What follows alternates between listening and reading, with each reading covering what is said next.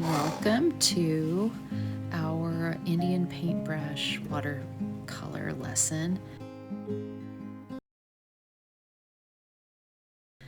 We'll start with the supplies we need. So some watercolor paper, 140-pound weight. I like to have 2 cups of water, one for dirty water where I rinse my brush and the other where I can get some clean water as I need it. I have 3 brushes, a size 8 and a little brush, a size 2, and then a size 4 or even a size 6 would work for that. The paint colors I'm using for this one, permanent red and new Gamboge and Alizarin Crimson for a cooler shade of red, and Sap Green is the primary green, and I'll mix it in a little bit with olive green to dull it down. Okay, so here is a little warm up for you. And as you can see, I'm dipping my brush in the paint. I'm starting out with the point of the brush, then pushing down fully on the brush, and then bringing it back up so that it has a little nice point to the start and a little bit to the end too. And this is something that just takes some practice. If you're new to watercolor, then you may want to spend some more time on this, but I think it's a great warm-up for anybody. As you can also see with those green dots, I just dropped my brush down almost completely flat and makes kind of a fun pattern there and a fun different way to do leaves as well. I also did a little practice with my smaller brush on lines. This brush has less of a sharp point to it, and which is nice for making lines, but you still can press down to vary the thickness. So it's a good thing to practice and mess around with. It's just good to know about your brushes and how they do with different amounts of paint and how hard you press them down. So it's good to practice. Here I'm also trying some almost like it looks a little bit like a C going to the left, and then I do it to the right, like a backward C or like a banana there kind of. But these are just more practice for brush strokes. Great way to make leaves. It's always fun to have different kinds of ways to make leaves that are pretty simple, but still make it look like a leaf.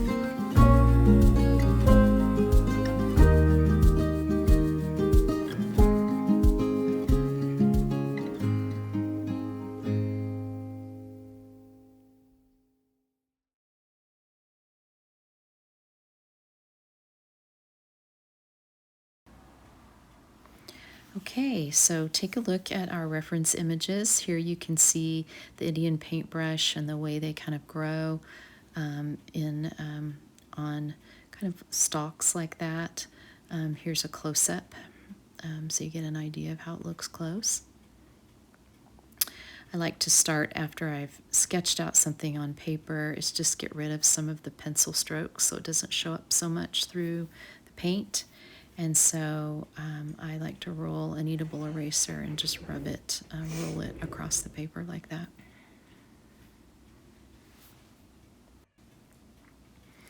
Now I'm mixing my colors. I like to have about 3 colors for this one. Kind of a lighter one that's more of the new Gamboge with a little bit of the red mixed in. And so I'll start with that. And with these strokes, it's good to start pushing the brush down at the top of the petal and then letting up as you move down the petal. So, so you start pushing down at the top and then letting go, and it makes a nice petal. I like to add in then a little bit of just red and kind of vary the colors of the petals. I think it makes it more interesting to have different shades in the different petals, and just would encourage you not to overthink it. Just kind of have fun. with it, going back and forth between the different shades that you have mixed already.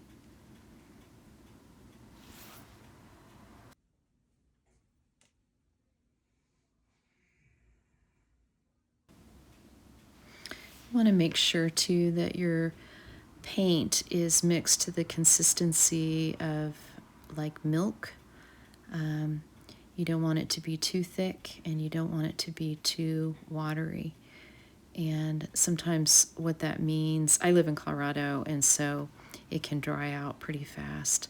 So I have to come back often and add more water to it so it doesn't get too dry.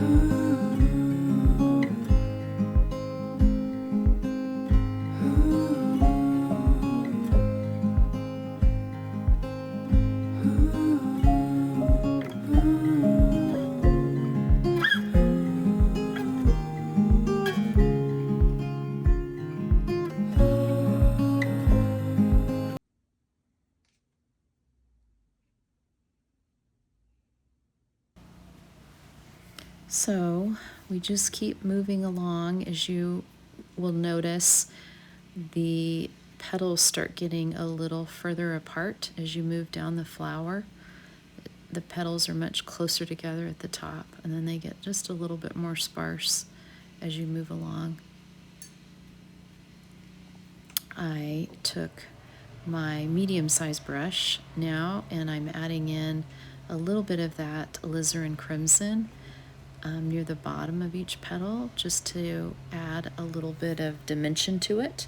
Makes it look a bit like a shadow. And again, it just makes it a little bit more interesting, just a teeny bit more real.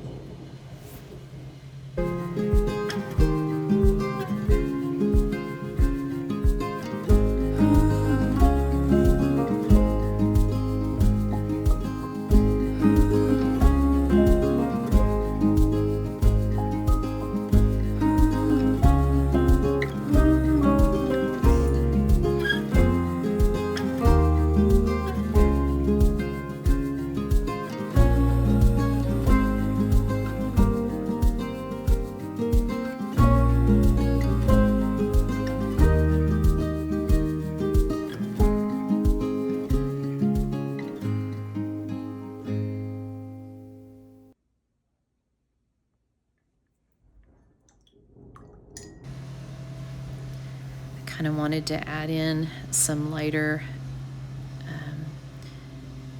color, and so I used a little bit more of the new Gamboge and then put in a little bit of the red at the tip.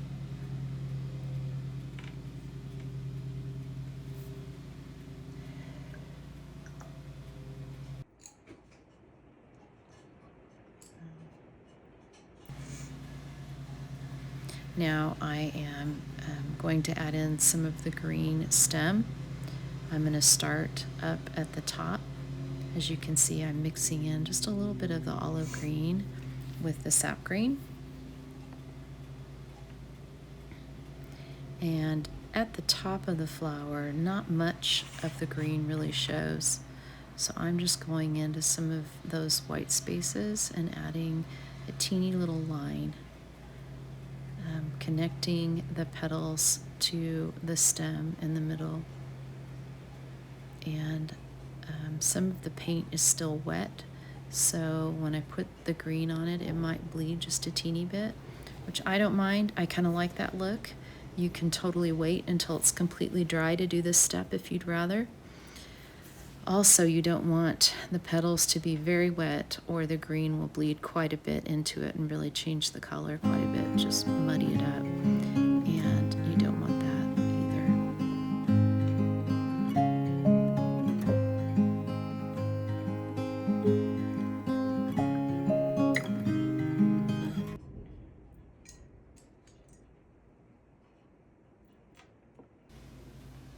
Now I'm getting the smaller brush, my smallest one, my size 2, to add in some leaves up near the top of the flower. The leaves are a lot skinnier, so it's helpful to have the smaller brush. Again, you press down. You can wiggle it a little bit to make a nice leaf. Some of these, it's just, it's not the leaf, it's really just where the petal connects to the stem. And so it's just a little line.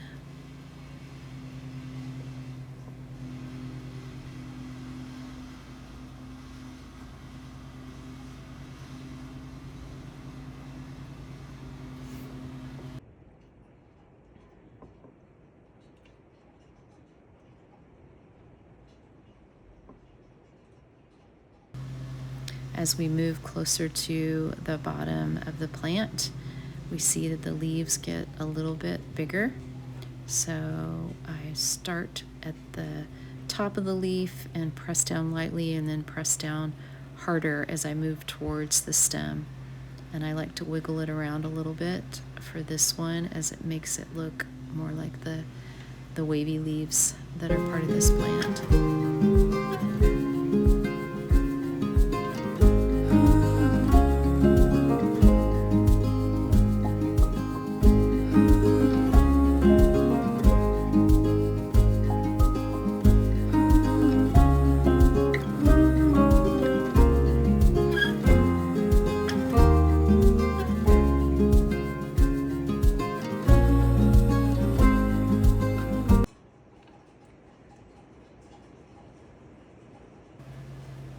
Now I'm going back in and adding some more little hints of leaves near the top in the white spaces. You want to leave some white space, but also make it look like there are little bits of leaves poking out among the petals.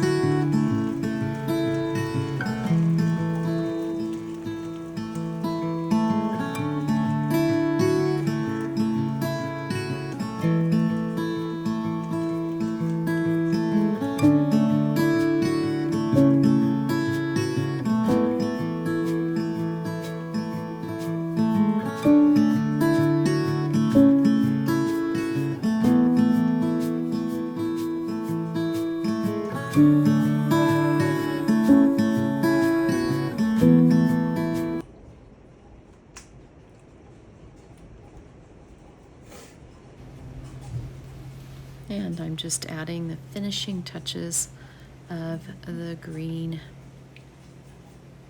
here.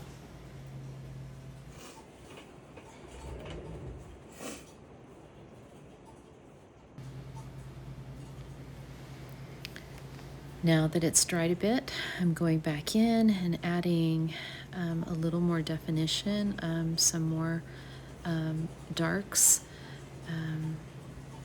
using the Alizarin Crimson. And it's not very watery at this point, so it's a little bit thicker to add more coverage and create more depth.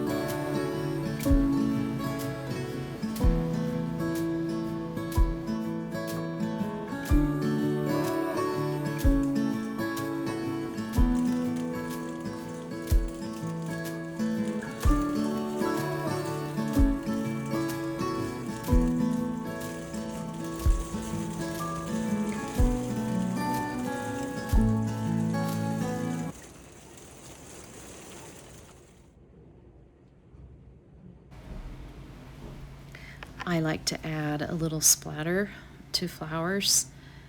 Kind of feels like it's the pollen or something in the air, and I just think it looks kind of pretty and fun. To do that, you need a little bit more watery of paint, and just load your paintbrush and then hold it over it and lightly tap on it with your finger. I like using multiple colors when I do splattering. I just think it makes it more interesting. So here I'm doing 3 colors.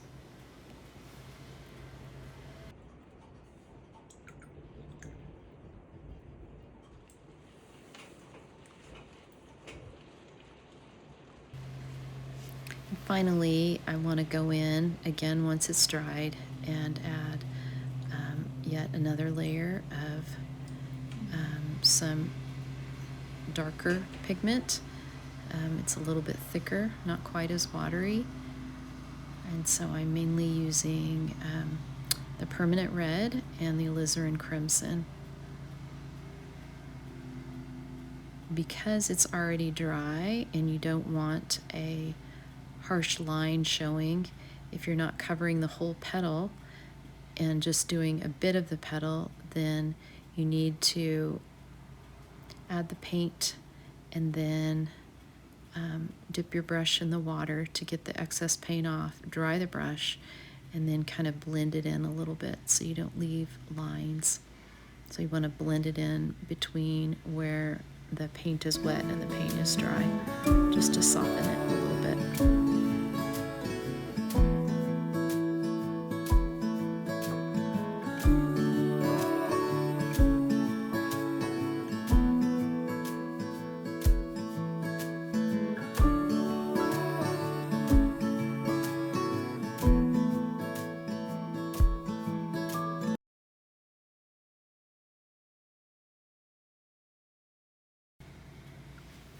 I've decided that it would be easier to do 2 different brushes at the same time with the 2 different paint colors so that I don't have to keep rinsing it, and I'm not wasting so much paint too. So I'm using the Alizarin Crimson on the small brush, and then on the medium brush I'm using the permanent red. And so that is a helpful little trick to try as well.